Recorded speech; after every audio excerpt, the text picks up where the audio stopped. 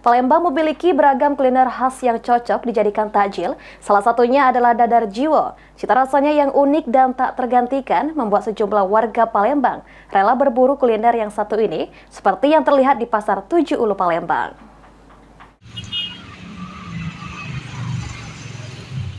Palembang memiliki beragam kuliner khas yang biasanya diburu untuk dijadikan takjil berbuka puasa.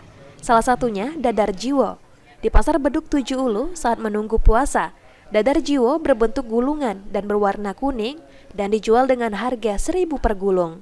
Dadar jiwo atau bisa disebut dengan dadar gulung. Dadar jiwo identik dengan ciri khasnya ada serutan pepaya dan ditaburi bawang goreng, daun sop, dan potongan cabai. Dadar jiwo dapat dimakan seperti pempek menggunakan cuko atau kuah kari.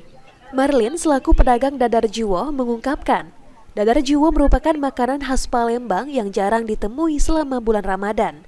Dadar jiwo merupakan makanan bingen atau makanan lama. Dadar jiwo ini khas dari mana, Bu? Palembang, makanan lama. Dadar jiwo ini ya, makanan apa, Bu? Seperti apa, Bu? Makanan Palembang. Dari itu dia dilenggang kan, pakai kates dalamnya.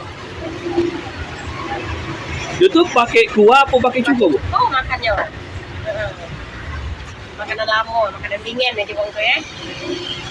Mar selaku pembeli menyampaikan bahwa dadar jiwo paling dicari di bulan puasa dan paling enak dimakan dengan cuko seperti pempek. Dadar jiwo ini, Bu, enaknya makannya pakai apa, Bu?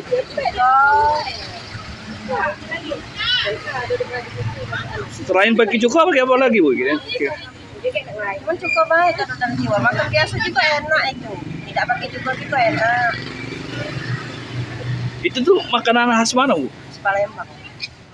Ramadan kini menjadi momentum para pedagang untuk mencari rezeki yang berkah lewat menjual makanan khas Palembang.